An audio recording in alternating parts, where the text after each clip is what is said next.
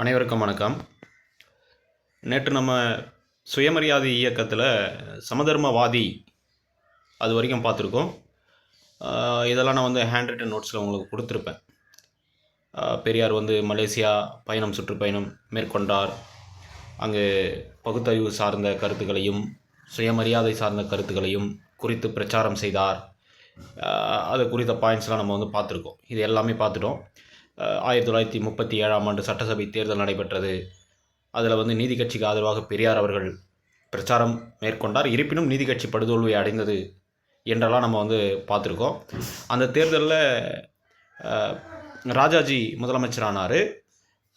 இந்தி மொழியை பள்ளிகளில் அறிமுகப்படுத்தினார். அந்த இந்தி திணிவை எதிர்த்து பெரியார் போராட்டம் நடத்தி சிறை சென்றார். பெல்லாரி சிறையில் அடைக்கப்பட்டார். பெல்லாரி சிறையில் இருந்தபோது நீதி கட்சியின் தலைவராக தேர்ந்தெடுக்கப்பட்டார் என்றெல்லாம் பார்த்துருக்கோம்.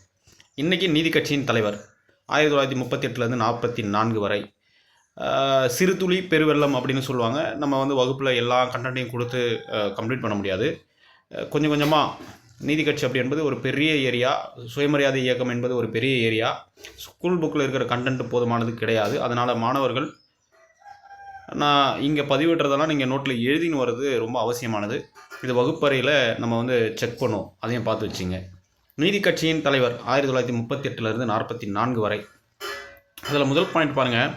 நீதி கட்சியை ஒரு சமுதாய சீர்திருத்த இயக்கமாக உருமாற்றம் செய்வதில் முனைப்புடன் ஈடுபட்டார்.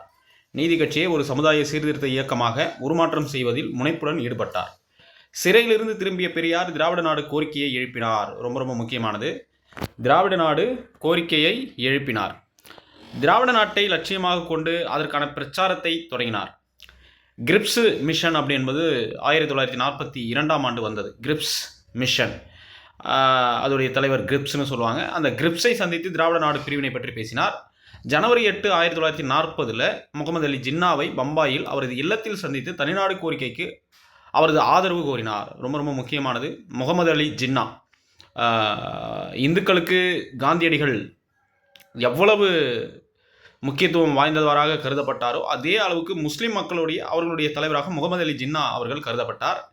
ஆனால் காந்தியடிகள் எங்கேயுமே நான் இந்து மதத்துக்கானவன் மட்டும்தான் அவர் சொல்ல மாட்டார். அவர் ஒட்டுமொத்த இந்திய மக்களுக்கான நலன்கள் மீதும் எனக்கு அக்கறை இருக்குது, அதை கொண்டே என்னுடைய அரசியல் முன்னெடுப்பு இருக்குன்னு சொன்னவர். அதையும் நம்ம கருத்தில் கொள்ள வேண்டும். முகமது அலி ஜின்னா முஸ்லீம்களில் ஒரு மிகப்பெரிய தலைவராக விளங்கியவர். முஸ்லீம் இன மக்களுக்காக. மகாத்மா காந்தியடிகள் காங்கிரஸில் ஒரு மிகப்பெரிய தலைவராக விளங்கியவர். ஜனவரி 8, 1940 முகமது அலி ஜின்னாவை பம்பாயில் அவரது இல்லத்தில் சந்தித்து தனிநாடு கோரிக்கைக்கு, அதாவது திராவிட நாடு கோரிக்கைக்கு ஆதரவு கோரினார் பெரியார் என்ற அந்த பாயிண்ட்ஸ் ரொம்ப முக்கியம். அந்த உரையாடலின் போது அம்பேத்கர் உடனிருந்தார். 6வது பாயிண்டை பார்த்துங்க. அந்த உரையாடலின் போது அம்பேத்கர் உடனிருந்தார். ஏப்ரல் 1940 திருவாரூர் மாநாட்டில் திராவிட நாடு கோரிக்கையை விளக்கி பேசினார். Very very important. திருவாரூர் மாநாடு. ராஜாஜி நேரில் வேண்டுகோள் விடுத்தும் பெரியார் அந்த அமைச்சரவை பதவியை ஏற்க மறுத்துவிட்டார். ரொம்ப முக்கியமானது. பிராமணர் மற்றும் இந்திக்கார வடநாட்டவரிடமிருந்து தமிழ்நாட்டு மக்களை காப்பாற்றுவதற்காகவே தனிநாடு கோருவதாக கூறினார். இந்த திராவிட நாடு அல்லது தனிநாடு கோரிக்கை எதற்காக அப்படின்னா, பிராமணர் மற்றும் அந்த வடநாட்டவர் இந்திக்கார வடநாட்டவரிடமிருந்து தமிழ்நாட்டு மக்களை காப்பாற்றுவதற்காக தான் நான் திராவிட நாடு கோரிக்கையை முன்வைக்கிறேன் என்று கூறினார். ஆனால் அப்போது பெரியாருக்கு திராவிட நாடு பற்றிய ஒரு தெளிவான தெளிவு இல்லாமல் இருந்தால், ஒரு பக்கம் தமிழ்நாடு தமிழருக்கே என்று முழக்கமிட்டார்.